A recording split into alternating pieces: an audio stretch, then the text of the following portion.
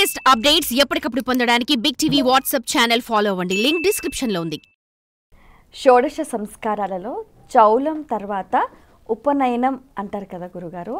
మరి ఈ ఉపనయనానికి సంబంధించి అబ్బాయికి ఏ వయసులో ఉపనయనం చేయాలంటారు, ఆ క్రతువు అంతా ఎలా చేస్తారు, దానికి సంబంధించిన వివరాలు. ఉపనయనం అనగానే ఈ కాలంలో చాలా కొద్ది మంది చేసుకుంటుంటారు, అందరూ చేసుకోరు. అసలు ఉపనయనం ఏమిటి? ఋషులు ఎప్పుడూ సంస్కారాలు ఒక ప్రత్యేకమైన వాళ్ళ కోసం పెట్టలేదు, సమస్త మానవాళికి పెట్టారు. ఏ కులమైనా, ఏ జాతి అయినా, ఏ వర్ణమైనా ఇవన్నీ ఉండాల్సిందే. రాను రాను కొన్ని సాంఘిక కారణాల వల్ల అవి లేకుండా పోయాయి. కానీ ఈ ఉపనయనం అంటే ఏమిటి అంటే ఈ రోజుల్లో ప్రతి వాళ్ళు చేస్తున్నారు తమ పిల్లలకి ఉపనయనం. ఉపనయనం అంటే ఏమిటి అంటే ఇంట్లో ఉన్న చిన్న పిల్లవాడిని, ఆ కాలంలో గురుకులాలు ఉండేవి. ఈ కాలంలో పాఠశాలలు బయట ఉన్నాయి. ఇకపోతే ఈ కాలంలో కూడా హాస్టల్స్ వచ్చాయి, గురుకులాల కన్నా ఇదిగా తయారయ్యాయి. గత 50-60 ఏళ్ళ నుంచి ఏం జరిగింది అంటే పాఠశాలకు మాత్రమే పంపించేవాళ్ళు. అందువల్ల పాఠశాలకు ఎప్పుడు పంపాలి? సో ఒక శిశువుని, ఒక బాలుణ్ణి లేదా బాలికని పాఠశాలకి పంపాలి. ఇంట్లో చెప్పే విద్య సరిపోదు, తల్లిదండ్రులు లేదా వీళ్ళు చెప్పేదానికి సరిపోదు అది నాలెడ్జ్. ఆ పంపడం కొరకు గురువు దగ్గరికి పంపాలి. సో గురువు దగ్గరికి పంపాలి అంటే వీడిని ముందు సిద్ధం చేయాలి. ఆ సిద్ధం చేసి గురువు దగ్గరికి పంపించే కార్యక్రమాన్నే ఉపనయనం అంటారు. ఆ ఉపనయనంలో గురువు దగ్గరికి వెళతాడు కాబట్టి గురువు దగ్గరికి వెళితే ఎలా ఉండాలి, ఏమొస్తుంది అనే విషయాలు వాడికి చిన్న మనసుకి చెప్తారు. అందువల్ల సాధారణంగా 8 గర్భాష్టమం అంటారు. అంటే గర్భంలో పడిన తర్వాత ఆ 10 నెలలు పట్టుకుని ఇంకొక 7 ఏళ్ళు కలుపుకుంటే 8వ సంవత్సరం వస్తుంది. 8వ సంవత్సరానికి ఉపనయనం చేయాలి అన్నారు. అంటే భారతదేశంలో ఆ కాలంలో ఒక శిశువుకి ఎంత నాలెడ్జ్ మామూలుగా బేస్ కావాలో అది తల్లి దగ్గర నుంచి తండ్రి దగ్గర నుంచి తీసుకోవడానికి 8 సంవత్సరాలుగా నిర్ణయించి ఆ తర్వాత నుంచి అతనికి విద్య కావాలి అని 8 సంవత్సరాలకు ఉపనయనం చేయాలన్నారు. ఉపనయనం చేయడము అంటే ఈ రోజుల్లో స్కూల్కి ఫస్ట్ టైం పంపడం. కానీ ఇప్పుడు అది 2 ఏళ్లకే చేస్తున్నారు కదా గురుగారు. ఉపనయనం 2 ఏళ్లకే వచ్చాయి. ఉపనయనం 2 ఏళ్లకు చేయట్లేదు మీరు అన్నట్టుగా విద్యాభ్యాసానికి సంబంధించి. ఎందుకంటే అప్పటి కాలంలో వనరులు, విద్య చెప్పడానికి వనరులు ఏవి ఉండేవి? తల్లి తండ్రి పనుల మీద ఉంటే ఇంట్లో ఉండే తాత నానమ్మలు వాళ్ళు చెప్పేవాడు. ఇప్పుడు ఇంట్లో తాత నానమ్మలు లేరు, తల్లిదండ్రులు బిజీగా ఉంటారు, మరి వాడికి విద్య ఎవరు చెప్పాలి? అందువల్ల 2 ఏళ్లకే పడిస్తున్నారు. సో అంటే ఇప్పుడు ఉపనయనం చేయడం 2 ఏళ్లకి చేస్తున్నట్టు లెక్క నిజానికి కదా, అవుతున్నట్టే.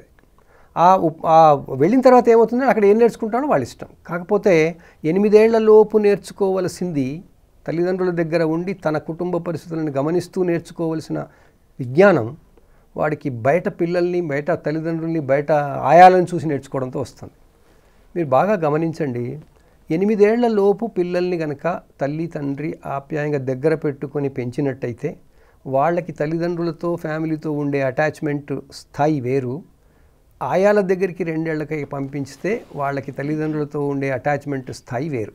తల్లిదండ్రుల్ని వాళ్ళంతగా ప్రేమించరు, వాళ్ళ మీద అంతగా అటాచ్మెంట్ ఉండదు, వాళ్ళని పెంచిన ఆయా మీద ఉంటుంది. మనం ఎన్నో కథలు చూసాం, సినిమాల్లో కూడా చూసాం. ఎందుకంటే శిశువుకి జ్ఞానం వచ్చిన తర్వాత 3 ఏళ్ల నుంచి 8 ఏళ్ల లోపు ఆ ఇంప్రెషన్స్ అన్నీ వస్తుంటాయి. తనకి పూర్తి ఓపెన్ మైండ్తో నేర్చుకునేది ఈ టైంలోనే. ఆ టైంలో ఎవరి దగ్గరుండి నేర్పిస్తే వాళ్ళకి లైఫ్ లాంగ్ వాళ్ళు ఉండిపోతారు. ఆ క్రమంలో ఈ రోజుల్లో నర్సరీలో పడేస్తే, అది దాన్ని నర్సరీ అన్నారు వాళ్ళు, పాశ్చాత్యులు నర్సరీ అన్నారు. నర్స్ చేయాల్సింది అంటే ఇంట్లో వాళ్ళే చేసుకోవాలి, మన దేశంలో మనమే చేసుకోవాలి. వాళ్ళ దేశంలో వాళ్ళకి ఉండేది కాదు కాబట్టి వాళ్ళ దగ్గర పడేసిపోయేవాళ్ళు. సో ఆ విధంగా మనకి ఇది చేయడం తప్పు అని అనలేము, ఎందుకంటే ఈ కాలంలో మారిపోయింది. కానీ తల్లిదండ్రులు తమ పిల్లలకి విద్యాబుద్ధులు, వాళ్ళు ఏం చదువుతున్నారు, మళ్ళీ ఇంట్లో కూర్చుని హాలిడేస్లో కూర్చుని వాళ్ళకి పూర్తి విజ్ఞానం ఇస్తూ అటాచ్మెంట్ని పోగొట్టుకోకుండా చేసే ప్రయత్నాలు చేయాలి. అప్పుడు వాళ్ళకి తల్లిదండ్రుల మీద బాగుంటుంది. ఇవాళ రేపు తల్లిదండ్రులు ఎలా చూస్తున్నారమ్మా, కేవలం నాకు ఫెసిలిటీస్ ఇవ్వడానికి ఉన్న ఫైనాన్షియల్ మెషిన్ అనుకుంటున్నారు వాళ్ళు. అంతే రిసోర్స్ అనుకుంటున్నారు. Financial వాళ్ళకేమి resource. గౌరవం లేదు, ఆప్యాయతలు లేవు. అదే అదే అదే భావంతో పెద్దవాళ్ళు అయ్యాక వాళ్ళకి ఫైనాన్షియల్గా నేను సపోర్ట్ చేయాలని వాళ్ళు వృద్ధాశ్రమాల్లో పెట్టేస్తున్నారు. ఆ అమౌంట్ అంతా నేను కట్టేస్తాను అంటున్నారు. చిన్నప్పుడు వీడు చేసిన పనే వాడు పెద్దయ్యాక వాడు చేస్తున్నాడు. ఇది సోషల్గా మనకి బాగా ఆలోచించి తెలుసుకోవాల్సింది, మన సిస్టమ్ పాడవకుండా చూసుకోవాల్సింది. సరే ఎవల్యూషన్లో ఏముంటుందో ఏముండదో తెలియదు, కానీ మామూలుగా 8 సంవత్సరాల వరకు తల్లిదండ్రులు పిల్లలని తామే ఎక్కువగా కంట్రోల్ అంటే కంట్రోల్ కాదు, నేర్పించాలి. ఓకే, అయితే ఇప్పుడు 8 ఏళ్లకు ఉపనయన కార్యక్రమం అనేది చెయ్యాలి. ఆ పద్ధతి ఎలా ఉంటుందంటారు? మామూలుగా ఉపనయనం చేస్తున్నప్పుడు వాడిని రెడీ చేస్తాం స్కూల్కి, కాబట్టి వాళ్ళు నేర్చుకోవాల్సినవి ఎన్నో ఉంటాయి. కాబట్టి అవి ఏంటి అనేది ఆ పిల్లవాడిని కూర్చోబెట్టుకుని తల్లి తండ్రి వాళ్ళ ఆచార్యుని పిలుచుకొని ఆ కార్యక్రమాలని చేస్తారు. దానికి సంబంధించిన హోమాలు అవన్నీ ఉంటాయి. అదంతా ఏంటంటే ప్రకృతి శక్తుల్ని మరొకసారి తలుచుకొని ఈ వీడికి కావాల్సిన విజ్ఞానం అందడం కొరకు కావాల్సినటువంటి ఇన్పుట్ అనేది ఇస్తారు. వాడు అవన్నీ చూస్తాడు, ఓ ఇన్ని చదువుతున్నారు, ఇలా చేస్తున్నారు, ఇలా నేను పోయి నేర్చుకోవాలి, నేను అలా చదువుకోవాలి అనే భావన వాళ్ళు వస్తుందన్నమాట. అలా గురువు ఆచార్యుడు ఈ అబ్బాయికి ముఖ్యమైనటువంటి గాయత్రి మంత్రాన్ని ఉపదేశిస్తాడు. సో గాయత్రి మంత్రం ఉపదేశం మరి ఈ మధ్యకాలంలో సోకాల్డ్ బ్రాహ్మణులే చేసుకుంటారు, మిగతా వాళ్ళు చేసుకోవట్లేదు అని కూడా అనుకుంటుంటాం మనం. కానీ అలా కాదు, నిజానికి అందరికీ చేయవలసిందే. కాకపోతే కాలక్రమంలో అది చేయడం ఆగిపోయింది. ఇప్పుడు ఆ గాయత్రి మంత్రం అనేది అదే ఉపనయనం అనుకుంటున్నాం, నిజానికి అది కాదు. బేసిక్గా తన పిల్లల్ని స్కూల్కి పంపే విధంగా ఎప్పుడైతే తయారు చేసి పంపిస్తున్నారో అదే. అప్పుడు తల్లి తండ్రి ఏం చెప్తారు, నువ్వు ఇలా ఉండాలి, అలా ఉండాలి, ఈ మాటలు చెప్పాలి, ఆ మాటలు చెప్పాలి, అదే బ్రహ్మోపదేశం. నిజానికి అదంతా జరుగుతుంది, మంచిగానే జరుగుతుంది. ఇప్పుడు సమాజంలో పెద్ద ఇబ్బందిగా లేదు, ఎందుకంటే అక్కడి నుంచి ఆ నాలెడ్జ్ అనేది బాగా తీసుకుంటున్నారు పిల్లలు. ఈ తరం పిల్లలకి ఇంకా ఎక్కువ, ఇప్పుడు చిన్న పిల్లలకైతే మరీ ఎక్కువ, ఎందుకంటే వాళ్ళు మొబైల్ చూసే బోల్డంత నేర్చుకుంటున్నారు. మొబైల్లోనే వాళ్ళకి బోల్డంత పరిజ్ఞానం వస్తుంది. అలా ఇది ఎవల్యూషన్లో మారిపోతూ ఉంటుంది. మనకు ఉన్న సంస్కారం మాత్రం పిల్లవాడికి ఎక్స్పోజర్ ఇవ్వడము అనేది అది మెయిన్. ఈ ఉపనయన కార్యక్రమం అనేది చాలా ఇంపార్టెంట్ అని అంటారు, ఇంచుమించుగా వివాహంతో సమానం అని అంటుంటారు. ఇప్పుడు ఉపనయనానికి ముహూర్తం పెట్టేటప్పుడు తండ్రి జాతకంలో బలం చూస్తారట కదా గురుగారు. అంటే తండ్రి జాతకం అంటే ఇప్పుడు అబ్బాయికి ఉపనయనం చేసినా అబ్బాయి జాతకం ఆ నక్షత్రం కన్నా తండ్రి బలం బాగా ఉన్నప్పుడే చేస్తారట కదా, నిజమే? అలా కాదు, అది తండ్రికి ఆ రోజు తారాబలం బాగుండాలి. తండ్రికి ఎందుకంటే చేసేవాడు తాను కాబట్టి. తనకి ఫేవరబుల్గా లేని జ్యోతిష్యులు ఉన్నప్పుడు చేయకూడదు కదా. అందువల్ల తండ్రికి కాదు, యాక్చువల్గా ఆచార్యునికి తారాబలం బాగుండాలి. తర్వాత అబ్బాయికి తారాబలం బాగుండాలి. ఆ ముహూర్తం ఏదైతే ఉందో చేయాలనుకునే ముహూర్తం అది కూడా అన్ని ఫేవరబుల్ అయిన మన గ్రహశక్తులన్నీ ఉండాలి అని పెట్టారు. అయితే ఇది ఒక మంచి రోజు, దీనికి అంతా స్థూలంగా చెప్పాలంటే ఒక మంచి రోజు నాడు. ఆ మంచి రోజు ఏమిటంటే మన చుట్టూ ఉన్న ప్రకృతి శక్తులన్నీ కూడా మనకి ఫేవరబుల్గా ఉన్నటువంటి రోజు అని తీసుకోవాలి. దాన్ని ఉపనయనానికి ముఖ్యం ఉంది, వివాహానికి అంతే ముఖ్యం ఉంది అనుకుంటే మనం ఆ రెండే మిగిలాయి కాబట్టి అలా అనుకుంటున్నాం. నిజానికి అన్నప్రాసనకు చూసుకోవాల్సిందే, కానీ అన్నప్రాసనకి టైం ప్రకారం కాబట్టి 5వ నెల 5వ రోజు చూస్తున్నప్పుడు ఏ ముహూర్తం అక్కర్లేదు. ఇవన్నీ టైం బౌండ్ ప్రకారం చేయవలసినవి కాబట్టి వాటికి ముహూర్తాలు అక్కర్లేదు. టైం బౌండ్ లేకుండా మన ఇష్టం వచ్చినప్పుడు చేయగలిగేది ఉపనయనం ఒకటే కాబట్టి ఉపనయనానికి ప్రత్యేకంగా ప్రాముఖ్యత ఇచ్చి ముహూర్తాలు చూస్తారు. దాంట్లో ఎక్కువగా యాక్చువల్గా ఉపనయనం అనేది అందరూ చేసుకోవట్లేదు కాబట్టి దాని గురించి చెప్పుకోవడం కన్నా మామూలుగా ఎప్పుడు చేసుకోవాలి అంటే గురువు అంటే జూపిటర్ గురుగ్రహం మంచి పొజిషన్లో ఉన్నప్పుడు చేసుకోవాలి. జాతక చక్రంలో మన చక్రంలో గోచారంలో పిల్లవాళ్ళకి గోచారం బాగుండాలి, తర్వాత తల్లిదండ్రులకి గోచారం అంతా బాగుండాలి. ఇలాంటి ఫేవరబుల్ సిచ్యుయేషన్స్లో చేసుకోమనం అని చెప్పారు. సో ఇది కాస్త పిల్లవాళ్ళు పెద్ద అయిన తర్వాత అందరు బంధువులను పిలిచి చేసుకునేది కాబట్టి ఇక మా అబ్బాయి వెళ్ళిపోతున్నాడు అక్కడ చదువుకోవడానికి వెళ్ళిపోతున్నాడు అని చేసుకోవడానికి చేస్తున్నారు కాబట్టి కాస్త ఆర్భాటంగా చేసుకుంటారు.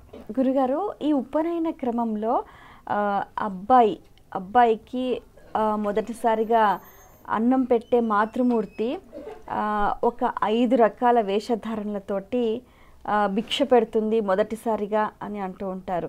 అయితే ఈ మాతృమూర్తి భిక్ష పెట్టే చాలా ఇంపార్టెంట్ అని చెప్తారు. అందులో ఉన్న ప్రాధాన్యత, చిన్నపిల్లల్ని మనం పెంచుతున్నప్పుడు సమాజంలో కుటుంబంలో వాళ్ళు ఎవరిని వెళ్ళి అడగరు, తల్లి తానే పెడుతుంది. తల్లి కాకపోతే ఇంట్లో కుటుంబ సభ్యులు పెడతారు. కానీ రేపు వాడు పాఠశాలకి వెళ్ళిపోయినప్పుడు అన్నీ అడిగి తీసుకోవాల్సిన అవసరం వస్తుంది. అవును. ఆ అడిగి తీసుకోవాల్సిన అవసరాన్ని సింబాలిక్గా భిక్షగా పెట్టారు ఉపనయనంలో. సో ఉపనయనంలో భిక్ష ఉండాల్సిందే. భిక్ష ఎందుకంటే ఇక వాడికి అలవాటు అవ్వుతుంది, ఇక అడుగుతాడు. నేను విద్య కోసం బయటకు వెళ్తున్నాను, ఇప్పుడు ఇంతెందుకమ్మా మనం హాస్టల్కి పంపిస్తున్నాం పిల్లల్ని, ఏమేమి పంపిస్తున్నాము, వాడితో పాటు ఒక ప్లేట్ ఇస్తున్నాము, ఒక గ్లాస్ ఇస్తున్నాము, వాడు వెళ్ళి అక్కడ నిలబడి అడిగి తినాలిగా. అడగడం నేర్పిస్తున్నామా లేదా? ఆ నేర్పించడమే ఇక్కడ. అప్పుడు ఏంటి, ఆ సమాజంలో ముత్తైదువులు వచ్చేస్తే అందరూ తల్లి లాంటి వాళ్ళుగా.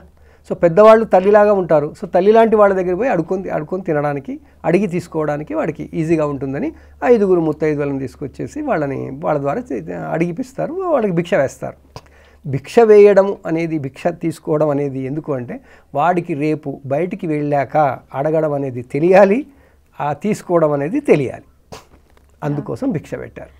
ఈ ఉపనయన క్రతువులో కూడా ఆ ఉపనయనం చేసుకున్న వటువుని కూడా వామన అవతారంతో పోల్చి చాలామంది కూడా చాలా ఇంపార్టెన్స్ ఇచ్చి పూజ చేస్తూ ఉంటారు. అలాగే చేతిలో మోదుక కర్ర ఒకటి పెడుతూ ఉంటారు. ఈ మరి ఉపనయనమైన వటువు చేతిలో ఉన్న ఆ మోదుకకున్న ప్రాధాన్యత ఏంటంటారు? మనకి మన సామాజిక జీవనంలో చాలా ముఖ్యమైనవి 5 వృక్షాలు చెప్పారు. వాటిని పంచపల్లవాలు అంటారు. మామిడి, మేడి, రాగి, జువ్వి, మర్రి. ఈ చెట్లలో మోదుగు చెట్టుకి స్ట్రెంగ్త్ ఎక్కువ. మోదుగు చెట్టు కూడా ఉంటుంది. సో ఆ మోదుగు చెట్టు, ఇప్పుడు మామిడిది పెడుసుగా ఉంటుంది, జువ్విది అంతగా ఉండదు. జువ్వి చెట్టు సాధారణంగా ఉండవు. మనిషికి అప్పుడు విలేజెస్లో ఊళ్ళకి దగ్గరగా ఉండేవి మోదుగు చెట్లు. ఎందుకంటే మోదుగు చెట్లు మల్టీ అడ్వాంటేజెస్. దాని ఆకులతో ఇస్తళ్ళు కట్టుకోవచ్చు, డిస్పోజబుల్ ప్లేట్స్ తీసుకోవచ్చు, మందంగా ఉంటాయి. అందువల్ల మోదుగు చెట్టువి దండాలు అంటారు, వాటిని దండం అంటారు.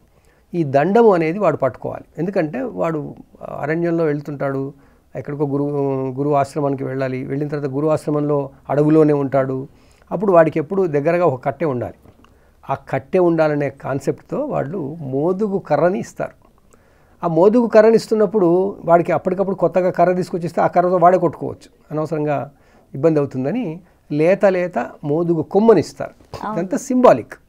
అది పట్టుకుని వెళ్తుంటే వాళ్ళకి పాత కథల్లో మనకి వామనావతారంలో వామనుడు ఇలాగే చిన్నగా ఉండేవాడు కదా అన్న కథలు గుర్తొచ్చి ఆ వామనుడికి సంబంధించిన రూపంగా తీసుకుంటారు. తర్వాత ఆ అబ్బాయి ఆ మోదుగ కర్రను పట్టుకొని తాను ముందుకు వెళ్తాడు. ఈ మోదుగ కర్రలు మళ్ళీ ఎన్ని అంటే మోదుగు కొమ్మను తీసుకొని వెళ్తాడు. ఇదంతా ఆటవిక జీవన విధానంలో సమాజంలో మనం ఎలా జీవిస్తాము అనే దానికి దగ్గరగా తీసుకొచ్చినటువంటి ఈ ఆచారాలు అన్నమాట ఇవన్నీ. ఇవాళ మనం సింబాలిక్గా అసలు మోదుగ కొమ్మ దొరకకపోతే వెళ్ళి కూర్చుకుంటున్నాం, లేదా షాప్ వాడు మనల్ని ఎక్స్ప్లాయిట్ చేస్తున్నాడు. ఉపనయనాలు అనగానే మోదుగ కర్రకి ఇన్ని డబ్బులు అంటాడు. అవన్నీ నిజానికి ఇప్పుడు ఈరోజు అక్కర్లేదు. ఇవన్నీ వదిలేసి ఉపనయనం చేయడం అంటే పిచ్చివాడు అంటారు మనల్ని ఎవరైనా చెప్తే.